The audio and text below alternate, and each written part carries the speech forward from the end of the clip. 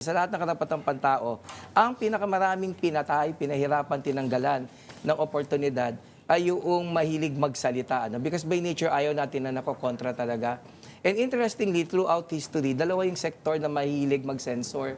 Yung mga nasa gobyerno, the powers that be, lalo na kung diktadurya. Pangalawa, yung civil society. Yung may mga feeling nila, may moral ascendant sila to tell us which is right and which is wrong. Ito yung mga nagsabi na hindi pwedeng magbenta ng album si Elvis Presley. Ito yung mga nagsabi na yung Beatles, wag natin pakikinggan, di ba? So ito yung mga natatakot Uy, na religious ganyan. right yun, yung mga pumipigil doon. Yeah. Wala ka bang mas medyo contemporary namang examples? Example, oh. Hindi kasi ikaw kausap ko eh. Actually, lagi nga contemporary example ko eh. O, wala akong magagawa. Alam naman natin si Lord, hindi ba?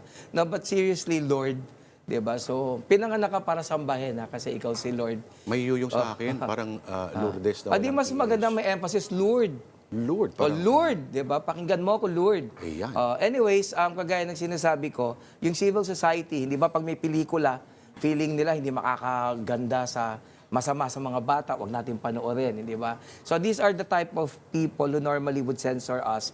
At nakita din naman natin yung epekto na throughout history, ang laging binubusalan yung nagsasalita. Pati yung mga komedyante.